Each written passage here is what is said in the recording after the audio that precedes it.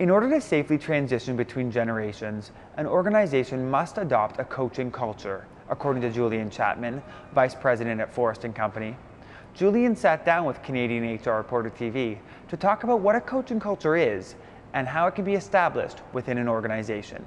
What is a coaching culture? The point about a coaching culture is how do you create the energy inside an organization where the leaders actually acknowledge and are held accountable to actually coach their people. The point about a coaching culture is really building that energy inside the organization where leaders are taking care of their people, providing them what they need.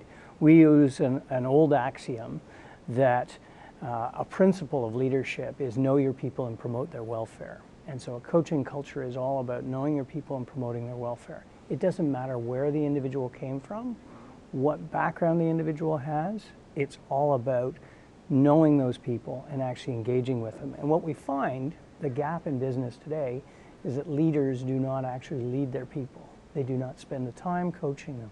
Coaching is nothing more than a conversation, but it's a conversation around performance, and our leaders are not doing that.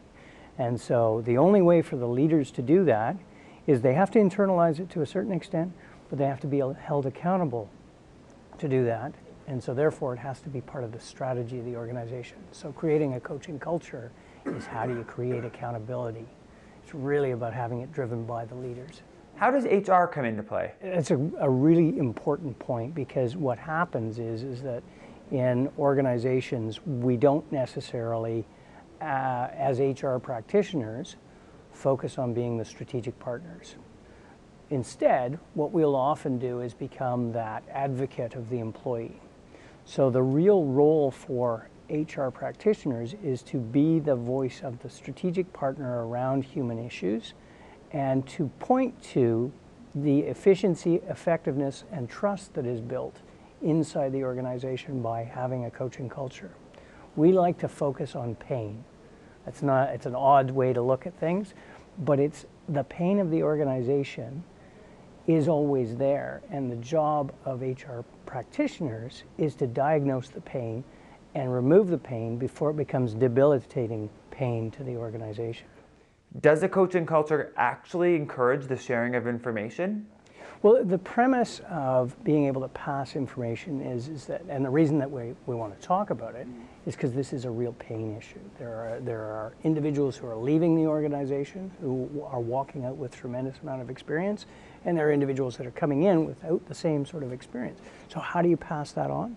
That's by creating a coaching culture where the leaders are actually focused on delivering some degree of performance consulting for their people, and they're finding the right coaches.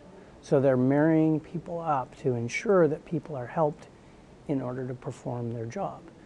The right of every employee is to be coached by someone more capable than they are. If I'm going to do my best for you, I need to have the resources. And so my right should be that I'm coached by someone more capable. That could be the manager, or that could be the subject matter expert. But we've got to change the conversation in leaders into having conversations around performance and helping people along the way.